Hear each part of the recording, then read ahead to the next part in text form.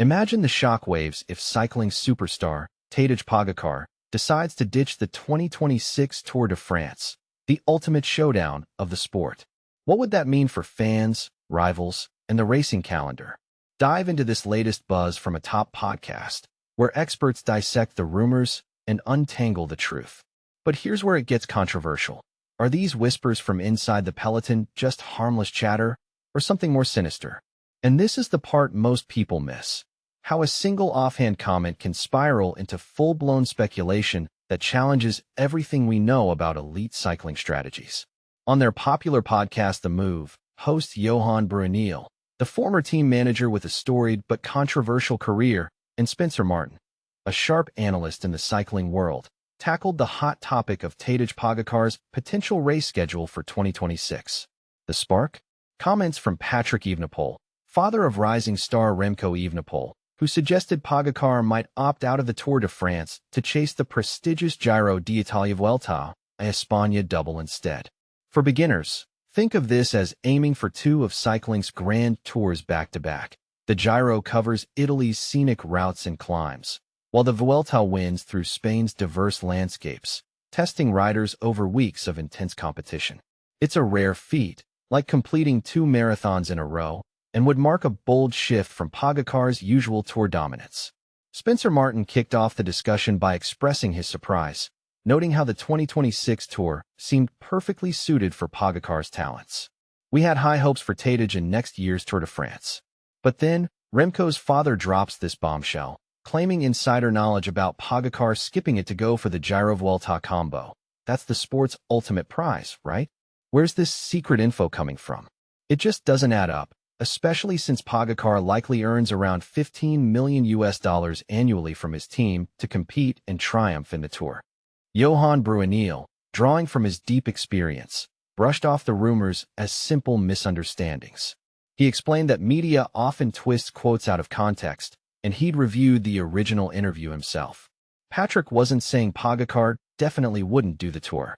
In the podcast, they chatted about Remco and Tadej, and Patrick mused, "Who says Tadej will ride the Tour next year?" When pressed, he mentioned possible peloton gossip, but nothing concrete about Pogacar bailing. To clarify for newcomers, the peloton is the main group of riders in a race, often a hub for rumors and unwritten stories passed among cyclists. Bruyneel also pointed to official statements from Pogacar's camp, reinforcing his commitment. Pogacar's manager, Mattsson, quickly set the record straight. No plans or intentions to skip the 2026 Tour. If Tadej wins it, he'd hit that magic number of 5 victories, a huge milestone in his career. Martin chimed in with a playful twist, suggesting how speculation can gain momentum. These rumors might just manifest if repeated enough. Maybe Patrick's words will plant a seed in Tadej's mind. Should I reconsider? But Bruyneel insisted Pogacar is unlikely to be swayed by such chatter, even from a relative of a rival. I doubt Tadej loses sleep over Remco's dad's opinions. Still, it's easy to see how this could balloon into something bigger if mishandled. Shifting gears, the duo delved into another pressing issue, the doping suspension of Oier Lazkano, a Spanish rider from Movistar. For those new to cycling's darker side, doping involves using banned substances to boost performance, like artificial enhancements to increase endurance or speed. Bruyneel, who knows this terrain all too well from his own lifetime ban in 2018 for overseeing sophisticated doping programs at teams like U.S. Postal and Discovery Channel, brought his insights to the table. Martin highlighted a concerning aspect of Lazkano's case, mentioning potential use of substances like xenon gas. Xenon gas is fascinating. It's used medically to help people adapt to high altitudes, even scaling Mount Everest without prior conditioning. But for cyclists, sneaking it in could be tricky, even if it doesn't show in tests, because officials monitor your body's markers closely. The positive here? This incident proves anti-doping watchdogs are vigilant, making cheating harder than ever. Lazkano hasn't raced since April's Paris-Roubaix, a grueling cobblestone classic, due to these irregularities. Bruyneel offered his perspective, suggesting Lazkano's team might have been kept in the dark. I suspect Movistar wasn't clued in. The UCI spotted anomalies in Lazkano's biological passport from 2022 to 2024, That's the system tracking things like hematocrit, hemoglobin, and hormones over time. Lazkano probably defended himself, but the UCI didn't buy it, leading to a provisional suspension that's likely to become permanent. He praised the biological passport's role in catching cheats. Launched around 2008 and refined since, it's a powerful tool. It's remarkable they can use it to penalize athletes based on long-term data patterns. Yet, Bruyneel voiced skepticism about its application to big names.